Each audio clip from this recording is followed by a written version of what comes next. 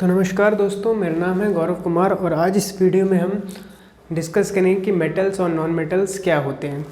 तो हमने पिछले लेसन में देखा था कि एसिड और बेसिस क्या होते हैं। ये लेसन उसका नेक्स्ट लेसन है और केमिस्ट्री का तीसरा लेसन भी है और साथ ही साथ साइंस का भी तीसरा लेसन है क्लास 10th की। तो आइए अब इस लेसन के बारे में हम डिस्कस करना शुरू करते हैं। तो देखिए यहाँ पे आपको अगर थोड़ा थोड़ा सा साइड में ब्लू दिख रहा होगा तो वो जनरली मैंने टॉपिक्स 2 भी कवर्ड लिखा है ताकि मुझे खुद को पता रहे कि क्या क्या मुझे आगे पढ़ाना है, ताकि वीडियो को बीच में होल्ड करने की ज़रूरत ना पड़े। ठीक है, तो सबसे पहले हम देखेंगे कि मेटल्स और नॉन मेटल्स क्या होते हैं और उनकी फिजिकल प्रॉपर्टीज़ क्या होती हैं। तो क्योंकि अब जो पेपर होंगे वो MCQ बेस्ड हो सकते हैं, मुझे पता नहीं है कि वो MCQ बेस्ड होंगे या नहीं होंगे। तो हम सबसे पहले क्या करेंगे, ये जो लेसन है वो कौन सा लेसन है, लेसन नंबर 3 है साइंस के 10th का। ठीक है, साइंस के क्लास की 10th का।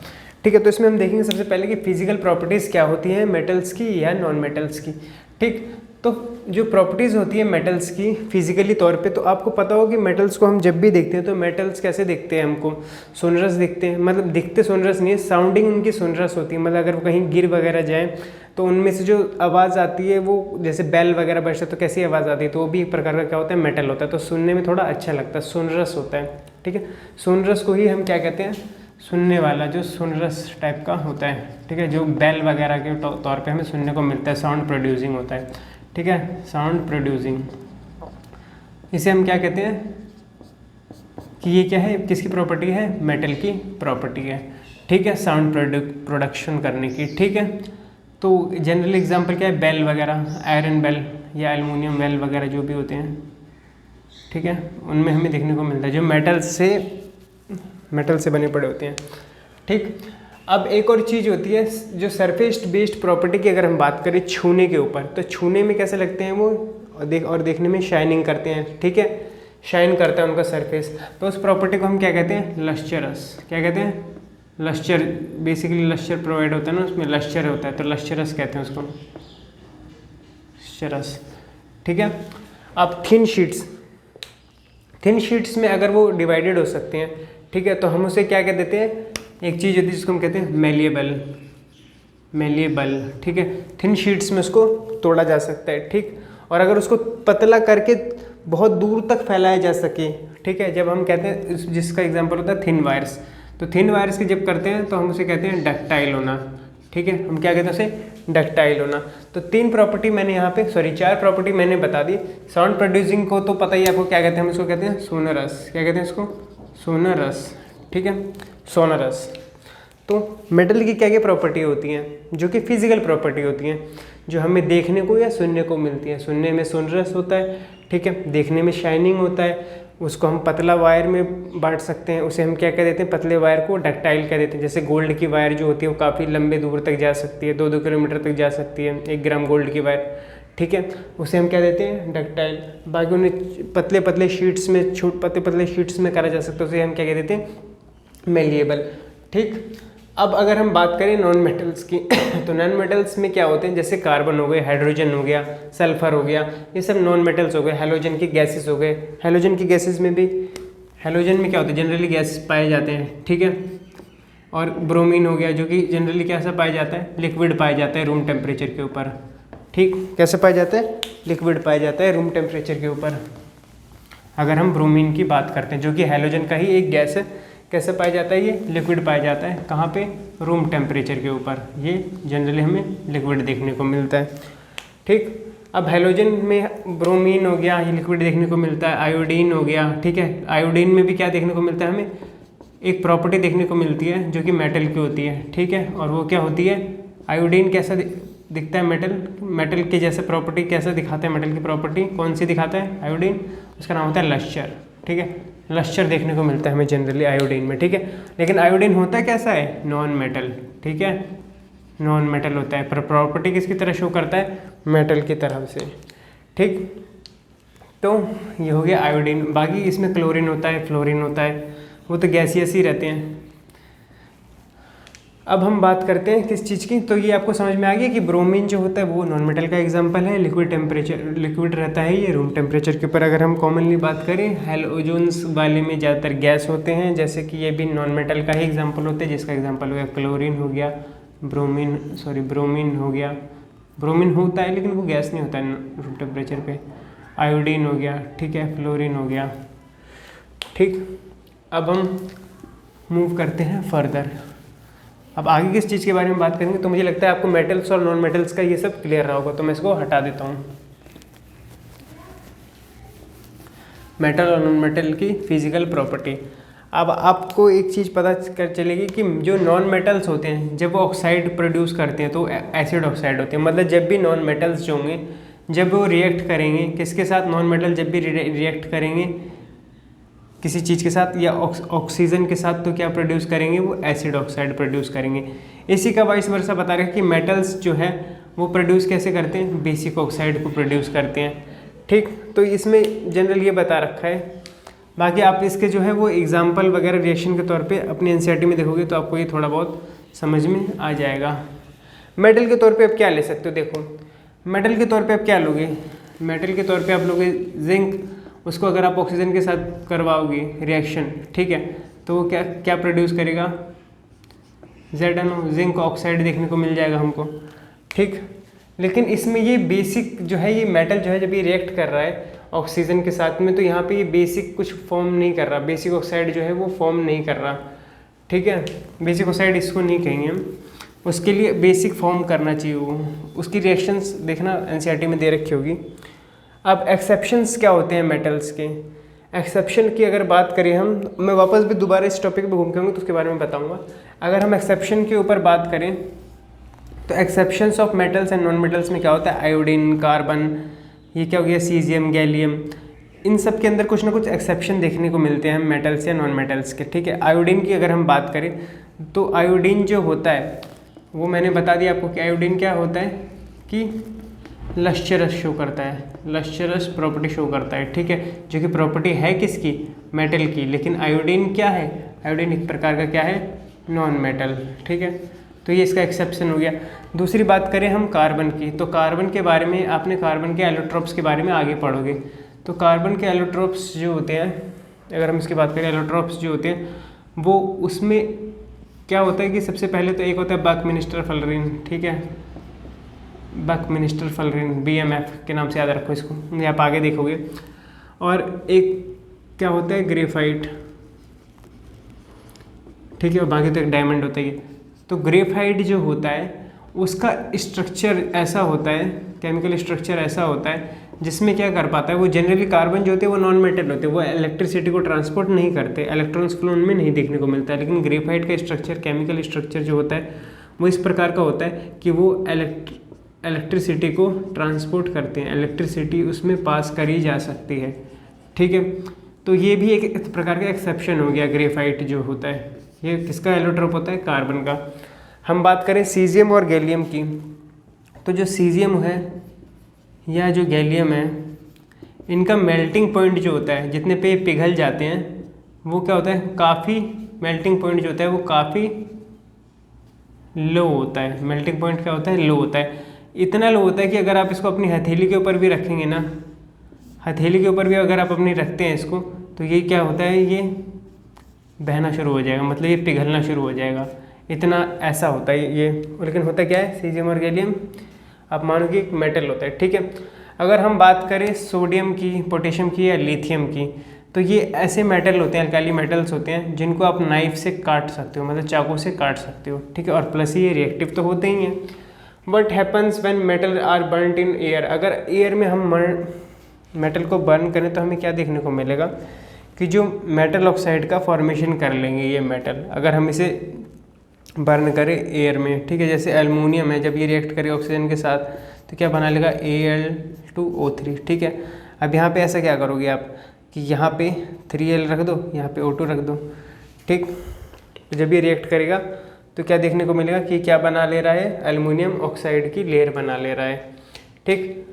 अब कुछ जो होते हैं इनसॉल्यूबल, अब जो मेटल ऑक्साइड की बात कर रहा हूँ मैं, ठीक, ये क्या होते हैं, इनसॉल्यूबल भी होते हैं कुछ और कुछ सॉल्यूबल भी होते हैं, ठीक है। जो सॉल्यूबल होते हैं वो जनरली सोडियम और पोटेशियम के देखने को मिलते हैं। वो क्या करते हैं, सोडियम और पोटेशियम के जो सॉल्यूबल मेटल ऑक्साइड होते हैं, जैसे कि NaO2 हो गया, ठीक है, जब ये रिएक्ट करेगा किस चीज़ के साथ, जब ये रिएक्ट करेगा मतलब किसी वाटर वगैरह के साथ में, तो ये क्या बना लेगा, NaOH देखने को मिल जाएगा, ठीक है।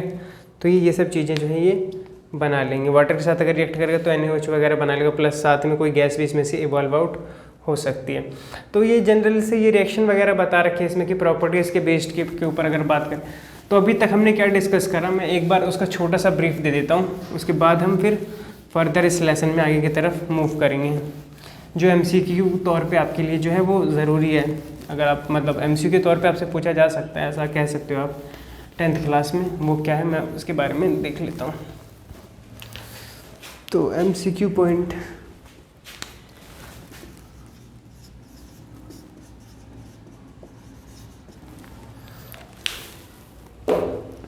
MCQ पॉइंट्स के तौर पे बात करें तो ये पूछ सकते हैं कि डक्टिलिटी के बारे में पूछ सकते हैं, मेलिएबिलिटी के बारे में पूछ सकते हैं, ठीक है, इनके एग्जाम्पल पूछ सकते हैं कि इसका एग्जाम्पल क्या होगा, डक्टिलिटी का एग्जाम्पल क्या होगा, ठीक है। और इसके बाद लश्चर प्रॉपर्टी के बारे में पूछ सकते हैं। प्रॉपर्टीज़ में ये हो गया मेटल्स की प्रॉपर्टी की अगर हम बात करें तो, ठीक है। उसके बाद अगर हम देखें तो मेटल की प्रॉपर्टी के बाद कि हम किस चीज़ के बारे में बात करेंगे, नॉन मेटल्स के, मतलब एक्सेप्शंस के बारे में। एक्सेप्शन स्टडीज़ की अगर हम बात करें एक्सेप्शंस की, तो उसमें आयोडीन वाला एग्जांपल, ब्रोमीन वाला एग्जांपल, कार्बन कैलोट्रॉप्स वाला एग्जांपल, ठीक है। और क्या क्या हो सकता है कार्बन कैलोट्रॉप्स के बाद अगर हम बात करें तो गैलियम वाला एग्जांपल, ठीक है, सीजियम वाला एग्जांपल, ठीक, ये सब चीज़ें हम काट सकते हैं। एल्कैली मेटल्स वाले एग्जांपल, सोडियम, लिथियम और पोटेशियम वाले, ठीक है, सोडियम, लिथियम और पोटेशियम वाले, ठीक है, एल्कैली मेटल्स वाले, जिनको हम नाइफ से काट सकते हैं, ये सब पूछ सकते हैं आपसे। फिर अभी तक हमने इनके बारे में बात करा। फिर ये पूछ सकते हैं कि जब ऑक्साइड, जब मतलब मेटल जो है वो ऑक्साइड के साथ रिएक्ट करेगा तो क्या होगा, तो मेटल ऑक्साइड बना देगा, ये जनरल सी बात है। तो ये सब चीज़ें हमने जो है वो मेटल रिएक्शन विद ऑक्साइड, तो वो मेटल ऑक्साइड बना देगा, ठीक है। मेटल जनरली क्या होते हैं, Zn हो गया। अभी वो रिएक्टिव सीरीज जब बताऊंगा तो उसमें आपको इन सब चीज़ों के बारे में भी बताऊंगा। तो आप एक बार ये देखो कि अभी तक मैंने क्या क्या बताया है, फिर मैं शुरू करता हूँ दोबारा से बताना, ठीक। तो यहाँ पे आपको ये सारी चीज़ें क्लियर रही होंगी।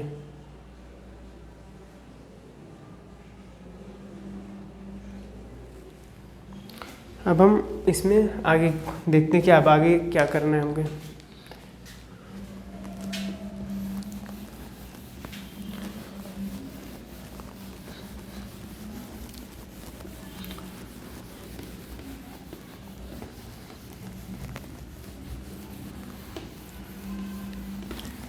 साफ दिख रहा है, मैं एक बार देख लेता हूँ कि ये साफ दिख रहा है, ब्राइटनेस वगैरह तो इसमें ढंग से है ना।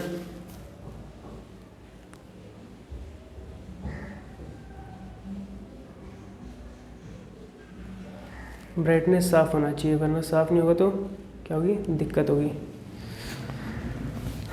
तो अब हम इसमें नेक्स्ट टॉपिक पे देखते हैं।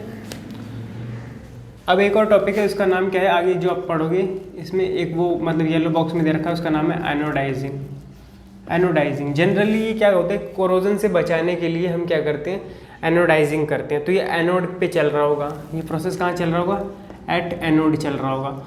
और कौन कर रहा होगा इस प्रोसेस में, इसमें एनोडाइजिंग में इसका जो एग्जांपल दे रखा है बुक में, वो दे रखा है एल्यूमिनियम, ठीक है। इसमें एल्यूमिनियम के ऊपर क्या होती है, ऑक्साइड की लेयर, मतलब इसको क्या करा जाता है, सल्फ्यूरिक डाइल्यूट सल्फ्यूरिक एसिड के साथ रिएक्ट करा जाता है एनोड पे, डाइल्यूट सल्फ्यूरिक एसिड पे, लिख लो H2SO4 पे, ताकि इसमें क्या हो पाए, इसमें जंग ना लग पाए, ठीक है, प्रोटेक्ट कर पाए हम इसको। इसलिए हम इसको क्या करते हैं, एल्युमिनियम को इसके साथ रिएक्ट करवाते हैं, तो उसी को हम कहते हैं एनोडाइजिंग। उसी प्रक्रिया को हम क्या कहते हैं, एनोडाइजिंग। बाकी मैं एनोड और कैथोड अभी बताऊंगा, आगे है उसमें एनोड क्या होता है, कैथोड क्या होता है। ये जनरली येलो बॉक्स में दे रखा था कि एनोडाइजिंग क्या होती है। अब इसके बाद है कि मेटल्स अगर वाटर के साथ रिएक्ट करेगा तो क्या होगा। देखो जब मेटल, अगर हम बात करें कैल्शियम की, जब ये रिएक्ट करेगा किसके साथ, पानी के साथ, तो क्या होगा, जब ये पानी के साथ रिएक्ट करेगा तो Ca है, ठीक। जब कैल्शियम रिएक्ट करेगा पानी के साथ तो क्या बना लेगा, ये कैल्शियम हाइड्रोक्साइड, ठीक है। और साथ में ये क्या करेगा, अगर कैल्शियम है यहाँ पे CaOH2, O के कितने मॉलिक्यूल हैं, 2, ठीक है। अब यहाँ पे कितना मॉलिक्यूल है, 1, तो 7, और अगर मैं यहाँ पे लगा दूँ 2, ठीक, तो 2 मॉलिक्यूल हो जाएंगे किसके, कैल्शियम की। लेकिन मुझे कितने चाहिए, मुझे हाइड्रोजन के चाहिए कितने मॉलिक्यूल, 2, तो 2 मॉलिक्यूल तो यहाँ पे है। एक ऑक्सीजन को बैलेंस करने के लिए मुझे क्या करना पड़ेगा, यहाँ पे 2 यहाँ पे लगाना पड़ेगा, ठीक, और यहाँ से ये 2 हटाना पड़ेगा। 4 हाइड्रोजन हो गए, 1 2 और प्लस साथ में H2O, 2 ऑक्सीजन, 1 2 यहाँ पे 4 हाइड्रोजन और 4 और कितने, 2 ऑक्सीजन। यहाँ पे भी अब 2 ऑक्सीजन हो जाएंगे, यहाँ पे हो गए 1 ऑक्सीजन, 2 ऑक्सीजन, यहाँ पे 3 ऑक्सीजन, ठीक है। तो इस हिसाब से हम इसको मतलब H2 के तौर पे मैं इसको बैलेंस कर सकता हूँ। अभी हो गया, ठीक। तो कैल्शियम मतलब बता रखा है कि अगर मेटल जो है जनरली वो रिएक्ट करेगा जब वाटर के साथ तो क्या देगा वो, calcium hydroxide plus H2 gas. इसमें मेन मुद्दा ये सब चीज़ें नहीं है, जनरल ये है कि मेटल जब रिएक्ट करेगा वाटर के साथ तो H2 गैस को इवॉल्व आउट करेगा, वो जनरली ये बताने की कोशिश करे जा रहे हैं, और कुछ नहीं। इसके बाद अगर हम बात करें तो हम देखते हैं कि आयरन हो गया, जिंक हो गया, एल्युमिनियम हो गया, ये सब चीज़ें जो होती हैं ये नॉर्मल पानी से रिएक्शन शो नहीं करती। जैसे कि अभी तो हमने पता है कि वाटर के साथ रिएक्ट करेगा तो क्या होगा, लेकिन आयरन होता है ऐसे ही, आयरन, ठीक है, एल्युमिनियम होता है और ऐसे ही जिंक होता है, ये नॉर्मल वाटर के साथ रिएक्शन शो नहीं करेगा। नॉर्मल वाटर के साथ रिएक्शन जो है वो नहीं करेगा, ठीक है। इनको क्या चाहिए, इनको चाहिए ये ठंडी में वाले प्राणी वाले जीव हैं, ठीक है। ये ठंड में जो लोग गर्म पानी से नहाते हैं ना, ये वैसे ही लोग हैं, ये किससे नहाएंगे, गर्म पानी से, तो इनको हॉट वाटर चाहिए काम करने के लिए, ठीक है। कौन से, आयरन, एल्युमिनियम एंड जिंक की अगर हम बात करें तो। अब हम फर्दर मूव करते हैं आगे। हमने क्या देखेंगे इस लेसन में कि जब मेटल रिएक्ट करेगा एसिड के साथ तो क्या होगा। देखो जब मेटल रिएक्ट करता है ना एसिड के साथ तो क्या होगा कि मेटल अगर एसिड के साथ रिएक्ट कर रहा है तो क्या करेगा, वो H2 गैस को इवॉल्व आउट करेगा। हमने अभी भी तो वही देखा था, ठीक है। H2 गैस को क्या करेगा, बाहर की तरफ निकालेगा। HCl मान लो या H2SO4 मान लो, जनरली आप HCl मानो या H2SO4 मानो, उसमें भी H2 निकलेगा बाहर, तो H2 बाहर की तरफ निकलेगा और प्लस क्या बन जाएगा, आपका सॉल्ट बन जाएगा। जैसे कि मैं छोटा सा कोई एग्जांपल लेता हूँ इसमें, Zn प्लस H2SO4, ठीक है। अब देखो क्या होगा, जिंक सल्फेट, ठीक है, और H2 गैस, ये भी क्या है, मेटल ही है। तो इस प्रकार की चीज़ें हमें देखने को मिलती हैं, ठीक है, जब क्या होता है मेटल रिएक्ट करता है एसिड के साथ, ठीक है। अगर ये डाइल्यूटेड भी होगा तो भी हमको यही देखने को मिलेगा, ठीक है। डाइल्यूटेड होगा, डाइल्यूटेड H2SO4 होगा तो भी हमको ये देखने को मिल जाएगा। लेकिन एक और चीज़ होती है, अगर हम HNO3 की बात करते हैं, HNO3 जो होता है नाइट्रिक एसिड कहते हैं इसको हम। ये क्या होता है, ज़बरदस्त ऑक्सीडाइजिंग एजेंट होता है, ऑक्सीडाइजिंग नेचर शो करता है, ठीक है। तो इसकी वजह से क्या होता है ना कि यहाँ पे H2 गैस का, इन H2 गैस जो होती है ना वो इवॉल्व नहीं कर पाती है, ठीक है, इवॉल्व नहीं कर पाती है, यहाँ पे H2 गैस नहीं निकलती है। और जो नाइट्रिक ऑक्साइड में NO3, ये NO ग्रुप होते हैं, ये कुछ भी NO2 वगैरह या NO वगैरह N2O वगैरह बन के क्या होता है, ये इवॉल्व आउट हो जाता है, ठीक है। और जो H होता है ना, ये H2 में ना बन के ये क्या बनता है, ऑक्सीडाइज होकर क्या बन जाता है, ये H2O। यही बताने की कोशिश करी, यही एक एक्सेप्शन है कि नाइट्रिक ऑक्साइड जो होता है वो H2 गैस ना दे के क्या देता है, H2O दे देता है, ठीक है, वाटर दे देता है ऑक्सीडाइज होने के बाद। और ऑक्सीडाइज किसको कहते हैं हम, अगर बात करें हम, तो मैं दोबारा से बता देता हूँ क्योंकि मुझे नहीं लगता कि आपको ऑक्सीडाइज पता होगा। ऑक्सीडाइज हम उस चीज़ को कहते हैं जिसके पास क्या हो, ऑक्सीजन की प्रेजेंस हो, ठीक है, हम 10th क्लास में इसी को कहते हैं, या जिसने क्या करा होगी, हाँ 10th क्लास में तो हम इसी को कहते हैं, और रिड्यूस उसको कहते हैं जिसमें ऑक्सीजन की प्रेजेंस ना हो, ठीक है, O2 की प्रेजेंस ना हो, उसे हम क्या कहते हैं, रिड्यूस कहते हैं। इसको उल्टा करके भी कह सकते हैं कि जब जो चीज़ रिड्यूस हो रखी है उस चीज़ में क्या होता है, किस चीज़ का प्रेजेंस देखने को मिलता है हमको, ऑक्सीजन का ना हो के हाइड्रोजन का प्रेजेंस देखने को मिलता है, और जिस चीज़ को ऑक्सीडाइज हो सके वहाँ पे हाइड्रोजन प्रेजेंस नहीं होता, ठीक है। तो ऐसे भी आप इसको देख सकते हो। जनरली हम जो अभी 10th क्लास में याद रखते हैं वो यही रखते हैं ऑक्सीजन की प्रेजेंस के बिहाफ पे, ऑक्सीजन है तो ऑक्सीडाइज हुआ, नहीं है तो वो रिड्यूसिंग कंडीशन में है, ठीक। अब आगे की तरफ मूव करते हैं और देखते हैं फंक्शन ऑफ, मतलब फॉर्मेशन देखते हैं हम सॉल्यूबल किस चीज़ की, सॉल्यूबल रिएक्शंस में हम क्या देखते हैं कि अब ये फॉर्मेशन कब होगा बबल का।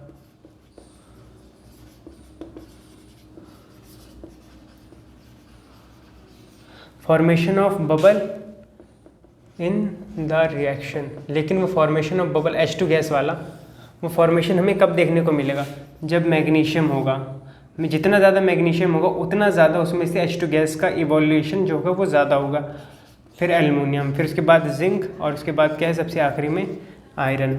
तो ये उसकी एक लिस्ट बना रखी है जिसमें गैस का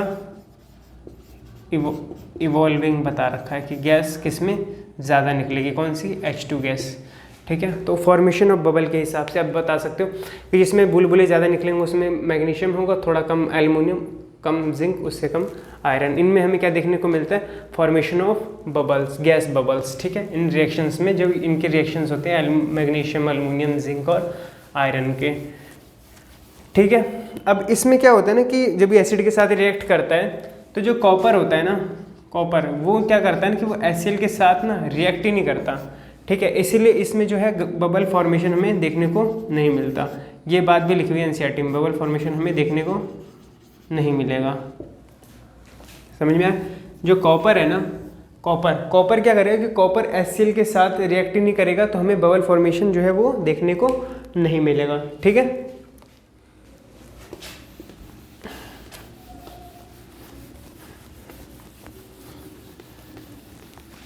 अब आगे जो हमारा टॉपिक है वो है मेटल विद अदर मेटल अगर रिएक्शन करें तो क्या होगा।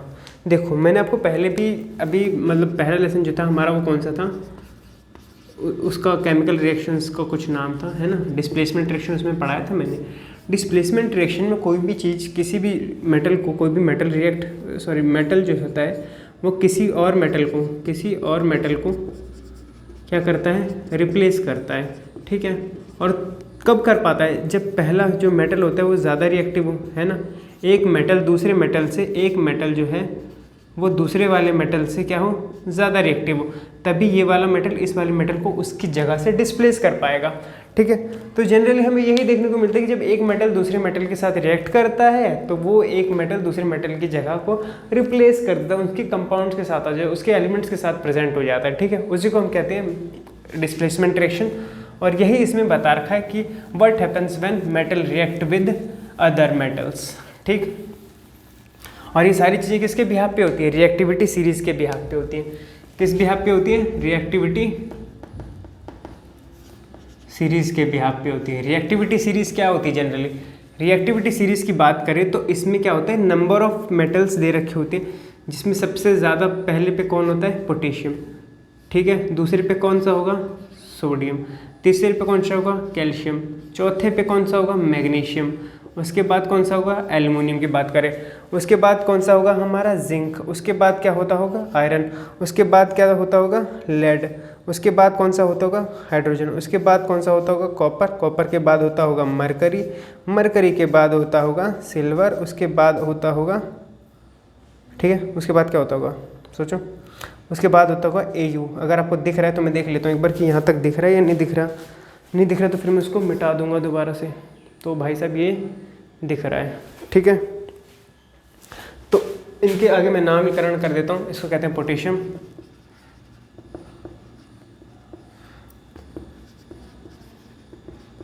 सोडियम, कैल्शियम, मैग्नीशियम एल्यूमिनियम, ये हो गया हमारा जिंक, ये हो गया हमारा आयरन, ये हो गया हमारा लेड, ये हो गया हाइड्रोजन, इसके बारे में तो जानते ही हो आप, ये हो गया कॉपर, ये हो गया मरकरी, ये हो गया सिल्वर, और ये हो गया शुद्ध सोना। ठीक, तो ऐसे इनकी रिएक्टिविटी जो होती है, इस तरफ इनकी रिएक्टिविटी जो है, रिएक्टिविटी क्या होती है, वो बढ़ती है। तो आप देख सकते हो कि कभी अगर कैल्शियम और सोडियम के बीच का कोई रिएक्शन चल रहा होगा तो कैल्शियम सल्फेट को रिप्लेस कर देगा सोडियम सल्फेट, ये होगा। तो ये रिएक्टिविटी की सीरीज़ के ऊपर ही डिस्प्लेसमेंट रिएक्शन की आधार रखी गई है, तो वही आपको ध्यान रखना है। ठीक है, अब इसमें आपको पता चल रहा होगा कि जो ये बीच वाले मेटल्स जो हैं यहाँ तक, ये जो है ये किस में पाए जाते हैं, ये कार्बन के साथ जनरली हमें ये देखने को मिलते हैं। ठीक है, ये ऊपर वाला जो पोर्शन वाले हैं ये सबके साथ इतने ज़्यादा रिएक्टिव रहते हैं कि ज़्यादातर चीज़ों के साथ पाए जाते हैं, और नीचे वाले जो चीज़ें रहती हैं वो फ्री मात्रा में हमें पाने को मिलती है। ठीक है, उतनी मुश्किल से नहीं मिलता, हमें फ्री में शुद्ध रूप में सिल्वर और गोल्ड जो है वो देखने को मिल जाता है। जब भी हम क्या करते हैं, माइनिंग वगैरह में अगर खोदते वगैरह हैं तो वहाँ पे ये चीज़ें हमें मिल जाती हैं। ठीक है, अब तो ये मुझे लगता है कि यहाँ तक आपको ये सब चीज़ें समझ में आई होंगी कि मैंने क्या समझाने की कोशिश करी। ठीक, अब देखो होता क्या है ना कि आपने कभी सुना होगा मिनरल्स वगैरह क्या होते हैं, है ना, मिनरल्स वगैरह क्या होते हैं और ये कैसे कैसे बनते हैं। तो मैं आपको बताता हूँ दो चीज़ें, यहाँ पे मैं क्या बताऊँगा, दो चीज़ें। एक है मिनरल्स जो इसी लेसन में है, एक है ओर्स, एक है गैंग। ठीक है भाई, तो जो भी सारी चीज़ें जो हैं मिनरल्स मतलब जो अर्थ क्रस्ट में पाए जाते हैं, अर्थ क्रस्ट में, उन्हें हम क्या कह देते हैं, मिनरल्स। ओर्स के फॉर्म में प्रेजेंट होते हैं, किसी चीज़ के साथ, किसी और धातु के साथ वो मिक्स रहते हैं, या किसी और चीज़ के साथ वो मिक्स रहते हैं, उन्हें हम क्या कह देते हैं, ओर्स। इसी की सफाई करने के बाद ठीक है हमें क्या मिल पाता है, प्योरिटी। ठीक है, और जो गैंगियो होता है इसे हम कहते हैं धूल भरी जो आभूषण वगैरह होते हैं, धूल भरी जो मेटल्स होते हैं। तो ये क्या हो गया, सॉइल हो गया, डस्ट हो गया, इन्हें कहते हैं गंदगी या गैंगियो। ठीक है, जो कि किसी काम के नहीं होते, जो कि ओर्स के साथ प्रेजेंट होते हैं। ठीक, तो हम ओर्स को ही रिफाइन करके प्योरिटी को ऑब्टेन करते हैं। ठीक है, प्योरिटी को ऑब्टेन करते हैं ओर्स को ही रिफाइन करके। ठीक है, इसका छोटा सा एग्जांपल मैं बताता हूँ कि जो यूरेनियम होता है ना, जिससे मतलब क्या करते हैं ये एटम बम वगैरह बनाते हैं, तो उसमें यूरेनियम क्या होता है ना कि उसकी इनरिचमेंट का प्रोग्राम होता है एक। ठीक है, उसको मतलब प्योर करा जाता है ताकि वो ज़्यादा भयंकर तरीके का धमाका कर पाए। ठीक, तो वो जनरली जैसा पाया जाता है वहाँ से उसको काफ़ी ज़्यादा हाईली उसको रिफाइन करा जाता है, बार बार इनरिचमेंट करा जाता है। इनरिचमेंट के बाद ही क्या होता है कि वो बना पाता है चीज़ों को। ठीक है, तो इनरिचमेंट के रिफाइन के प्रोसेस को ही हम क्या कहते हैं, प्योरिटी ऑब्टेन करने का तरीका। ठीक है, तो वो और से हम क्या कहते हैं, प्योरिटी ऑब्टेन करते हैं। तो मुझे लगता है यहाँ तक आपको ये क्लियर रहा होगा।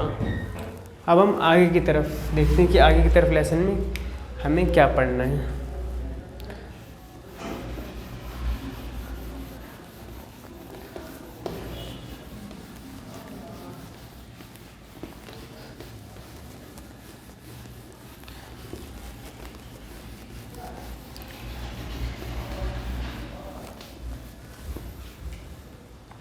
अब आगे की तरफ चलें तो हमें क्या देखना है कि आयनिक कंपाउंड्स की फिजिकल प्रॉपर्टी क्या होती है।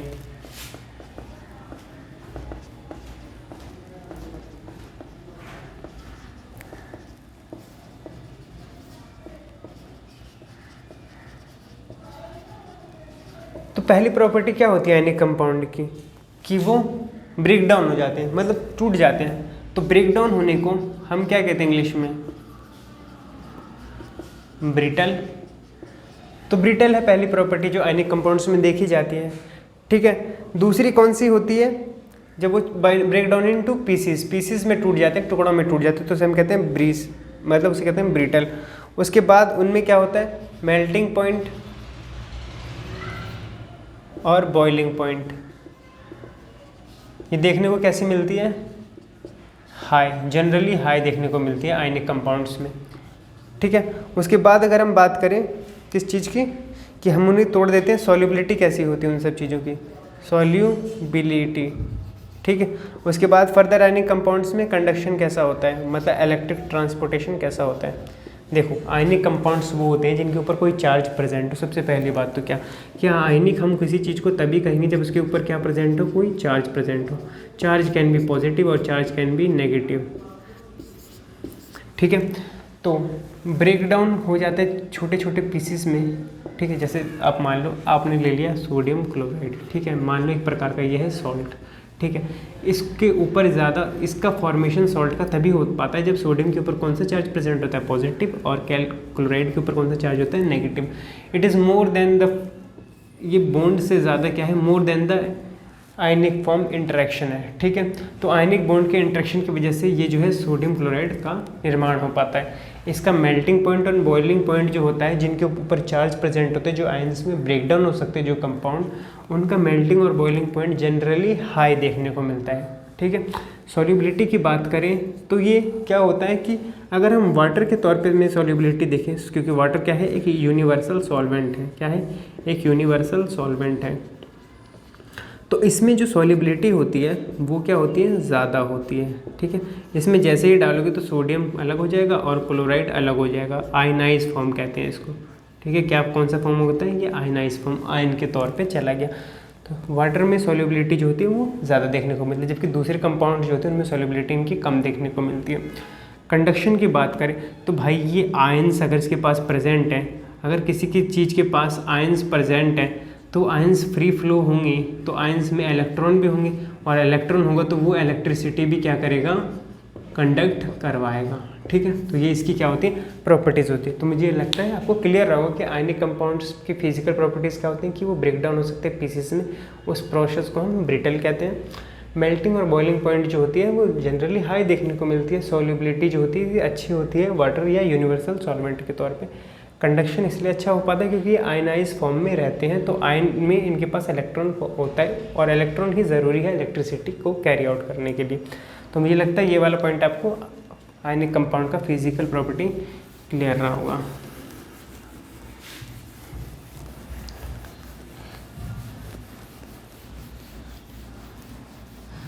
देख लो, मैं एक बार यहाँ तक ये बोर्ड में शो तो कर रहा है, हिला तो नहीं है ना ये, शो तो कर रहा है, कोई दिक्कत नहीं।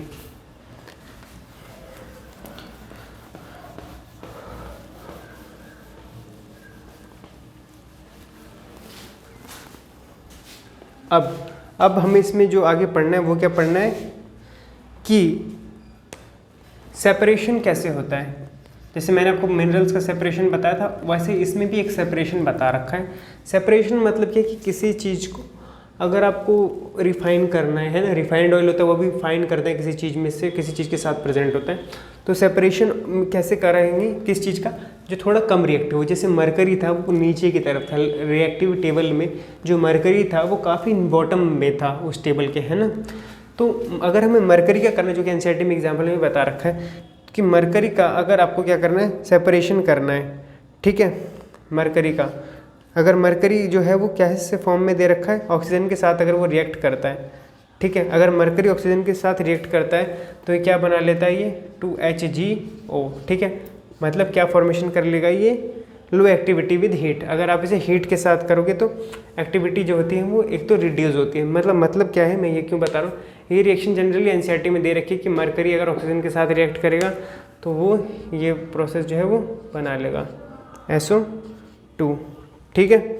अब यहाँ पे क्या होगा कि ये S सल्फर, इसके साथ ये कुछ ना कुछ ऐसे लग रहा होगा ना, सल्फर HgSO4, कितने हैं ये, 1 2 3 6, 1 2 2 4, तो ये है 4 सॉरी क्या बना रहा हूँ मैं अभी। ये अगर इस फॉर्म में ये प्रेजेंट है, मरकरी किसके साथ प्रेजेंट हो रखा है, सल्फ़र के साथ। जो मरकरी है ये इसने सल्फ़र के साथ प्रेजेंट हो रखा है, ठीक है।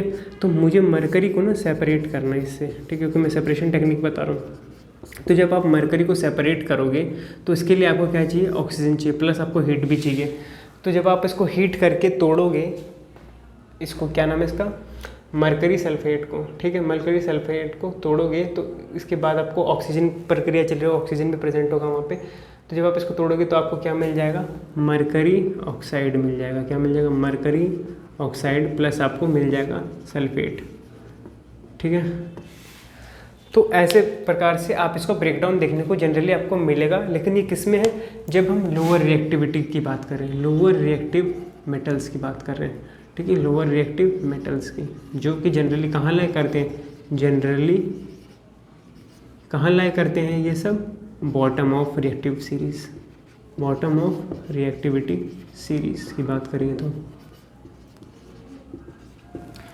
ठीक है। तो ये कुछ सेपरेशन टेक्निक है जिसमें आप क्या करते हो, आप हीट करते हो किसी चीज़ को या ऑक्सीजन के तौर पे उसको ऑक्सीजन देते हो, ऑक्सीडाइजिंग कंडीशन देते हो, तो उसको तोड़ने की कोशिश करते हो।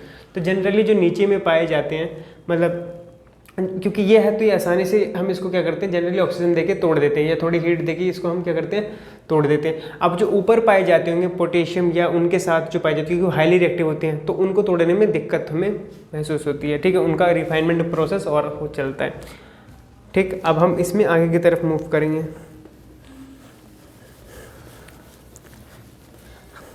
अगर आप रेलवे ट्रैक वगैरह पे कभी गए हो तो आपने देखा हो कि एक बंदा हमेशा अपने कंधे पे क्या करता है कि हथौड़ा वगैरह लेके घूमता रहता है ठोकने वगैरह के लिए, है ना। देखना कभी अगर आप ट्रेन में सफ़र वगैरह भी कर रहे हो तो आपको रेलवे लाइन के आसपास कोई ना कोई ऐसा मैकेनिक आपको दिख जाएगा। वो जनरली करते क्या है ना कि रेलवे ट्रैक्स में अगर कहीं पे भी कोई खराबी आ गई हो तो उसको ठोक पीट के वो बराबर करते रहते हैं। कभी कभी वहाँ पे उनको दूसरी चीज़ों का भी इस्तेमाल करना पड़ता है, ठीक है। रेलवेज़ को में अगर क्रैक वगैरह आ गए बीच में, पटरियों के बीच में, तो वहाँ पे एक प्रोसेस होती है जिसका एग्जांपल भी एनसीईआरटी में दे रखा है, जिसमें क्या करते हैं, मैग्नाइट होता है Fe2O3, ठीक है। Fe2O3 को क्या करते हैं, जब हम Fe2O3 कैसे ऑक्सीजन के साथ रिएक्ट करेगा, देखो सबसे पहले तो ये बात है, तो यहाँ पे क्या करेगा, ये 2Fe में तोड़ देगा, क्योंकि हमें ये सेपरेशन टेक्निक भी है एक तरीके से। Fe2 जो है ये 2Fe में टूट जाएगा, प्लस में क्या हो जाएगा, हमें ऑक्सीजन देखने को मिलेगा। तो जब ये क्या करेगा, ये 2A एल्युमिनियम के मॉलिक्यूल के साथ हम ये जो रिएक्शन है ये चलती है और क्या बन जाता है, Al2O3, क्योंकि आपको पता है कि जो एल्युमिनियम है इसके ऊपर चार्ज कैसा देखने को मिलता है, +3, और ऑक्सीजन के ऊपर देखने को कैसा मिलता है, -2। तो ये दोनों एक दूसरे के साथ में क्या करते हैं, बॉन्ड बना लेते हैं, ठीक है। तो जब ये एल्युमिनियम ऑक्साइड एल्युमिनियम के साथ जो है ये फेरिक ऑक्साइड जो है जब ये रिएक्ट करेगा तो ये 2 आयरन के मॉलिक्यूल्स को फ्री कर देगा और क्या बना देगा, एल्युमिनियम ऑक्साइड, ठीक है। जनरली ये वाली रिएक्शन हमें देखने को मिलती है जब भी रेलवे ट्रैक्स में कुछ ब्रेकडाउन आ जाते हैं, रेलवे ट्रैक में ब्रेकडाउन जब आ जाते हैं होने पे, ये रिएक्शन के थ्रू हम उसको क्या करते हैं, रेलवे ट्रैक्स को जो टूटे पड़े हैं वहाँ पे उन क्रैकडाउन्स को क्या करते हैं, हील कर पाते हैं, ठीक है। तो ये चीज़ें हमें वहाँ पे देखने को मिलती है।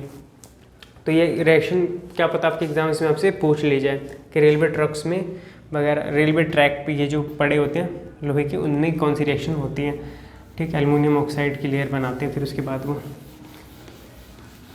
ताकि इससे क्या होता होगा, रस्टिंग वगैरह भी उनमें नहीं होती होगी, है ना, मतलब टूटता नहीं होगा, मजबूत हो जाता होगा इस रिएक्शन के बाद। जोड़ने की प्रक्रिया है एक प्रकार से रेलवे ट्रैक्स अगर टूट गए हैं। अब आगे बता रखा है क्या इसमें, इलेक्ट्रोलाइटिक रिफाइनिंग, इलेक्ट्रोलाइटिक रिफाइनिंग, ठीक। इसी से एक और टॉपिक जो है वो कनेक्ट है, वो कौन सा है, एनोड मड वाला। और इसी से एक और टॉपिक कनेक्टेड है, कौन सा, अगर हम बात करें तो इसी में और टॉपिक हमें क्या क्या दे रखे हैं, इसी में हमें कैथोड एनोड के बारे में डिस्कस करेंगे और फिर हम किस चीज़ के ऊपर चलेंगे, इसके बाद हम किस चीज़ के ऊपर चलेंगे, कोरोजन के ऊपर, ठीक है। फिर इसके प्रिवेंशन को देखेंगे। तो इलेक्ट्रोलाइटिक रिफाइनिंग में क्या होता है जनरली कि इलेक्ट्रोड्स का इस्तेमाल करा जाता है। किसका इस्तेमाल करा जाता है, इलेक्ट्रोड्स का। इसकी वजह से क्या होता है कि चार्ज का सेपरेशन हो पाता है मेटल्स, दो चीज़ों के ऊपर क्या हो पाता है, चार्ज का सेपरेशन हो पाता है, चार्ज या मेटल का सेपरेशन होता है, चार्ज का सेपरेशन हो पाता है, ठीक है, ऑन मेटल्स, ठीक है। इसी प्रक्रिया के थ्रू क्या करते हैं, इम्प्योरिटीज़ को, रिफाइनिंग का मतलब ही क्या है, रिफाइनिंग का मतलब कि इम्प्योरिटी को रिमूव करना किसी प्रक्रिया से और किसी चीज़ को क्या करना, प्योर करना। ठीक है, रिफाइन का मतलब ही यही होता है कि इम्प्योरिटी को क्या करते हैं, रिमूव कर देते हैं और किसी चीज़ को जो है, किसी मेटल या किसी कंपाउंड को हम क्या कर देते हैं, प्योर कर देते हैं। ठीक है, तो इसमें क्या होता है, एक जो इलेक्ट्रोड होता है वो कैथोड का होता है और एक जो होता है वो एनोड का होता है। ठीक है, तो इसी में एनोड मड का टर्म कहाँ से आया वो मैं बताता हूँ। अब उससे पहले मैं आपको बताता हूँ कि कैटायन क्या होते हैं और अनायन क्या होते हैं। ठीक है, तो कैटायन वो होते हैं जिनके ऊपर पॉजिटिव चार्ज होता है आयंस के फॉर्म में, अनायंस वो होते हैं जिनके ऊपर नेगेटिव चार्ज होता है आयंस के फॉर्म में। अब कैटायन जो होते हैं वो किस तरफ मूव करते हैं, कैथोड की तरफ। ठीक है, क्योंकि कैथोड के ऊपर कौन सा चार्ज होता है, नेगेटिव। और अनायंस जो होते हैं वो किस तरफ मूव करते हैं, एनोड की तरफ, क्योंकि अनायंस एनोड के ऊपर कौन सा चार्ज होता है, पॉजिटिव। ठीक है, तो अगर हम कभी भी कैटायन की बात करेंगे, कैथोड पे जो रिएक्शन चल रही होगी वहाँ पे क्या हो रहा है, कोई भी चीज़ ब्रेक डाउन हो रहा होगा जिसमें क्या हो रहा होगा, कैथोड पे कौन जाएगा, जिसके ऊपर पॉजिटिव चार्ज प्रेजेंट होगा। तो मतलब कि सोडियम वगैरह अगर आयनिक फॉर्म में होगा तो वो इसके पास होगा, और एनोड के पास कौन जाएगा, जिसके पास नेगेटिव चार्ज होगा, है ना, जैसे Cl नेगेटिव हो गया। तो ये सब चीज़ें ऐसे मूव करती हैं। तो इनमें क्या होता है कि जब ये इलेक्ट्रोलाइटिक रिफाइनिंग में क्या होता है कि एक चीज़ जो होती है, इम्प्योरिटीज़ जो होती है, एक जगह से इम्प्योरिटी दूसरे वाले पोल पे या एनोड या कैथोड वाले पोल पे, एनोड वाले पे अगर जा रही है तो जब एक ये प्योरिटी सॉल्यूबल भी हो सकती है और ये प्योरिटी इनसॉल्यूबल भी हो सकती है। ठीक है, तो ये कैसी हो सकती है, ये सॉल्यूबल भी हो सकती है और इनसॉल्यूबल भी हो सकती है। तो जनरली जब ये चीज़ें जो होती है इनसॉल्यूबल होती हैं तो हम इन्हें क्या कह देते हैं, जब ये इकट्ठा हो जाती हैं तो हम इन्हें कह देते हैं एनोड का कचड़ा या एनोड का कीचड़, उसी को हम क्या कहते हैं, एनोड मड। और एनोड के ऊपर चार्ज कौन सा प्रेजेंट होता है, पॉजिटिव। तो कौन सी चीज़ इसके ऊपर गई होगी, जो होगी खुद ब खुद नेगेटिव। ठीक है, तो इनसॉल्यूबल चीज़ के ऊपर चार्ज क्या होगा, नेगेटिव। तो ऐसे ही इलेक्ट्रोलाइटिक रिफाइनिंग की जो प्रक्रिया है वो हमें देखने को मिलती है। ठीक, अब जो बचा वो बचा टॉपिक कोरोजन वाला। ठीक है, तो मैंने पिछले लेसन में भी कोरोजन के बारे में थोड़ा बहुत बता रखा था आप लोगों को, तो मैं मानता हूँ कि आपको कोरोजन का पता होगा। कोरोजन को रस्टिंग भी कहते हैं, जैसे मैंने बताया था कि रस्टिंग इसे तब कहते हैं जब ये आयरन की बात कर रहे होते हैं। बाकी दूसरी कंपाउंड्स के मेटल्स के ऊपर हम बात करें तो कोरोजन कहते हैं। जैसे कॉपर का कलर कैसा हो जाता है, अगर आपको पता हो, कॉपर कैसा दिखने लग जाता है, ग्रीन दिखने लग जाता है ना।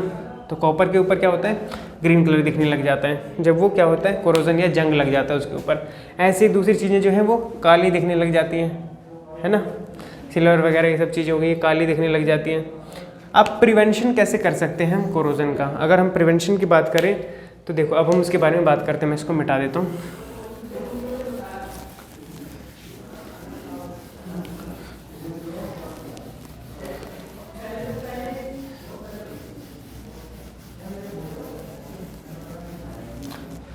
प्रिवेंशन की बात करें अगर कोरोजन की, तो प्रिवेंशन हम कर सकते हैं कोरोजन का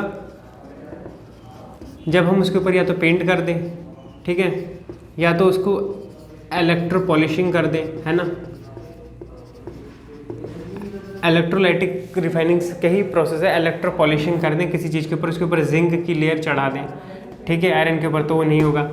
ठीक, ये सब चीज़ें, या हम क्या करें वहाँ पे एलॉय सिस्टम का यूज़ करें, एलॉय का इस्तेमाल करें, तो इनके ऊपर भी कोरोजन जो होगा वो देखने को नहीं मिलता। अब मैं कुछ प्रकार के एलॉयज़ बता देता हूँ जो कि आपके एनसीईआरटी में दे रखे हैं। देखो, कुछ एलॉय में हम बात करते तो एक एलॉय होता है जिसका नाम होता है अमलगम। ठीक है, ये किसका एलॉय होता है, जनरली मरकरी का। ये एलॉय किसका होता है, मरकरी का। एलॉय लिख देता हूँ यहाँ पे, ठीक, एलॉय। एक होता है किसका, जिसको हम कहते हैं ब्रास। एक होता है जिसको हम कहते हैं ब्रॉन्ज। एक होता है जिसको हम क्या कहते हैं, शोल्डर। ठीक है, अब इन सब का इस्तेमाल देखो। ये कांस्य पदक तो ये वाला होता है जिसे वो पदक वगैरह मिलता है ना, जीतने पे टोक्यो वगैरह में मिला था ना, तो किसको मिला था कांस्य पदक, अगर आपको याद हो तो। बोरगोन क्या नाम था उनका, जो वहाँ से हैं आसाम या मणिपुर से, उनको ये मिला था। और बाकी मैरी कॉम को भी ये मिला था जब वो 2016 में जीती थी ना शायद, तो वहाँ पे भी उनको ब्रॉन्ज मिला था जहाँ तक मुझे पता है। बाकी एक होता है ब्रास, क्या नाम था उनका, लवलीना बोरगोइन, ये नाम था ना उनका। शोल्डर, अब शोल्डर देखते हैं तो देखो ब्रास में क्या होता है, इसमें कॉपर और जिंक का कॉम्बिनेशन होता है। ब्रोंज में क्या होता है, कॉपर और टिन का कॉम्बिनेशन होता है। शोल्डर में क्या होता है, लेड और टिन का कॉम्बिनेशन देखने को मिलता है। ठीक है, तो ये एलॉय होते हैं जो जनरली दो चीज़ों से मिलके बना रखे हैं, ताकि इनके ऊपर क्या, ये कोरोजन प्रूफ रहते हैं, इनके ऊपर जंग नहीं लगता। बाकी कभी अगर आप कुतुब मीनार जाओ तो उसका एग्जाम्पल भी दे रखा है इस बुक में। कुतुब मीनार के आसपास ही कोई स्तंभ लगा रखा है और वो लगभग 600 BC पूर्व, सॉरी 600 BC नहीं, 400 BC पूर्व है, 400 BC पूर्व है। और उसके ऊपर Fe2O3 इसकी मतलब कोई लेयर जमा रखी है, जिसकी वजह से उस आयरन में जो है ना वो जंग नहीं लगती, कोरोजन फ्री है वो। ठीक है, बाकी ये सारी चीज़ें आप तब पढ़ोगे जब आप एक ब्रांच लोगे केमिस्ट्री में आगे जाके, जिसका नाम क्या होगा, मेटलर्जी, मेटलर्जी। ठीक है, या इलेक्ट्रोमेटलर्जी। ठीक है, अब बाकी मैं एक बार क्या करता हूँ, देखता हूँ ये सब कुछ क्लियर आ रहा है, तो फिर मैं एक ब्रीफ देता हूँ इस लेसन के बारे में। तो ये सब कुछ क्लियर आ रहा है अभी तक। ठीक, तो मैं इसको मिटा देता हूँ, उसके बाद मैं ब्रीफ देता हूँ कि मैंने क्या क्या पढ़ा है इसमें। मुझे लगता है आपको समझ में आया। शोल्डर क्या होता है आपको मैं बता देता हूँ। शोल्डर जनरली कहाँ इस्तेमाल होता है, कंधों में इस्तेमाल नहीं होता। आपने कभी देखा है उसको, वो जो क्या कहते हैं उसको, जो अरे यार जो वेल्डिंग वगैरह का काम करते हैं ना जो लोग, तो उसमें वो चीज़ एक छोटी सी पतली पतली सी पाइप नहीं आती, मतलब जिसको वो लगा के वहाँ पे वो वेल्डिंग कर रहे होते हैं, आपने देखा होगा, तो वो शोल्डर ही होता है। ये मजबूत करता है आयरन को, मतलब जहाँ पे जॉइंट वगैरह की ज़रूरत होती है वहाँ पे वो उसको ला के चिपकाने के लिए एक ग्लू होता है जो आयरन के तौर पर, अब देख ग्लू के तौर पर जोड़ता ही तो है, वो वहाँ पर मोल्डिंग करता रहता है उस चीज़ की। तो वो लेड और टिन का बना होता है। टिन को जनरली एसन से दिखाते हैं। बाकी इसमें प्रिवेंशन के तौर पे आप क्या कर सकते हो कि आप क्या कर सकते हो, आयरन में एक और चीज़ मिला सकते हो जिसका नाम है कार्बन, और कार्बन कितना मिला सकते हो आप, 0.05% मिला देते हो। ठीक है, बाकी आप क्या कर सकते हो, स्टेनलेस स्टील का इस्तेमाल कर सकते हो। स्टेनलेस स्टील में क्या होता है, निकल होता है और क्रोमियम प्रेजेंट होता है। तो क्रोमियम, ठीक है, ये भी मेटल है, निकल और क्रोमियम प्रेजेंट होते हैं। इनके थ्रू क्या होते हैं कि आप स्टेनलेस स्टील का निर्माण कर सकते हो। और आयरन में जब आप इतना % कार्बन मिला देते हो तो आयरन जो होता है वो काफ़ी स्ट्रॉन्ग बन जाता है, आयरन को स्ट्रॉन्ग नेचर मिल जाता है। ठीक है, और ज़्यादा मजबूत हो जाता है आयरन कार्बन के इतने मिलने से। ठीक है, तो मुझे लगता है कि यहाँ तक आपको ये सारी चीज़ें जो हैं वो क्लियर रही होंगी। बाकी मैं एक छोटा सा ब्रीफ देता हूँ, फिर इस लेसन को ख़त्म करते हैं, और इसी के साथ 10th का जो इस टर्म का फर्स्ट टर्म का सिलेबस है वो भी कंप्लीट हो जाएगा।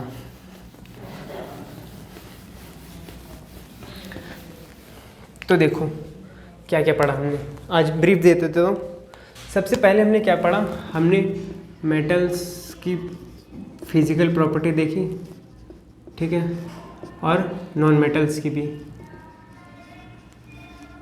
उसके बाद हमने क्या पढ़ा, इनकी फिजिकल प्रॉपर्टीज़ पढ़ने के बाद हमने क्या करें, इनके रिएक्शंस देखे कुछ कि वो जनरली रिएक्ट करेंगे तो क्या बनाएंगे। ठीक, उसके बाद हमने क्या देखा, हमने कुछ डेफिनेशन देखी, येलो बॉक्स में जो इन्फॉर्मेशन थी उनको डिस्कस करा, येलो बॉक्स इन्फॉर्मेशंस को डिस्कस करा। ठीक है, उसके बाद हमने क्या करा, रिएक्शंस देखने के बाद येलो बॉक्स के बाद फिर हमने क्या करा, रिएक्टिविटी सीरीज़ देखी। एक छोटा सा मोटा सा ब्रीफ है, रिएक्टिविटी सीरीज़ देखी। ठीक, रिएक्टिविटी सीरीज़ देखने के बाद हमने क्या करा, फिर से आयनिक कंपाउंड्स की फिजिकल प्रॉपर्टी देखी। ठीक है, आयनिक कंपाउंड्स की फिजिकल प्रॉपर्टी देखने के बाद हमने सेपरेशन टेक्निक्स देखी। सेपरेशन टेक्निक्स का मतलब क्या हो गया, इलेक्ट्रोलाइटिक रिफाइनिंग।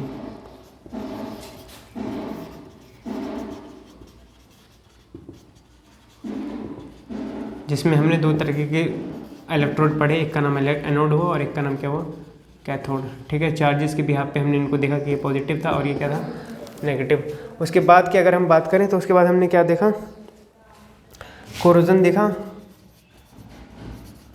एंड उसका प्रिवेंशन देखा, जो कि मैंने आपको बताया कि कार्बन वगैरह से मिला के हम क्या कर सकते हैं, आयरन को स्ट्रॉन्ग भी बना सकते हैं और स्टेनलेस स्टील बना सकते हैं, जिससे वो मजबूत हो जाएंगे और उन पर कोरोजन जो है वो कम देखने को मिलेगा। फिर हमने कुछ एलॉयज़ के बारे में डिस्कस करा, एलॉयज़ के बारे में। ठीक, तो यही सब आज के लेसन में हमने देखा। तो मुझे लगता है आपको ये लेसन जो है वो थोड़ा बहुत क्लियर रहा होगा।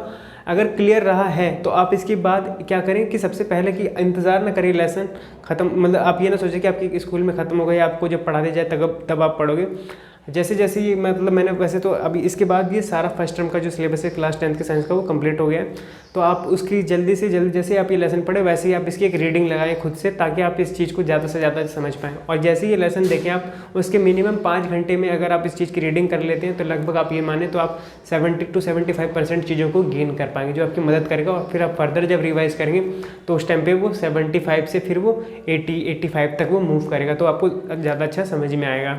तो मुझे लगता है कि ये लेसन आपको क्लियर रहा होगा। नहीं रहा तो आप कमेंट सेक्शन में लिख सकते हैं कि आपको किन किन चीज़ों पे डाउट है। हाँ, मैं जानता हूँ कि मैंने जो रिएक्शंस वगैरह उसके बारे में ज़्यादा ब्रीफ में डिस्कस नहीं करा, क्योंकि रिएक्शंस वो जनरली पूछे भी नहीं जाते, और अगर पूछे जाते हैं तो वो फिलिंग द ब्लैंक्स के तौर पर आपसे पूछे जाएंगे, MCQ के तौर में।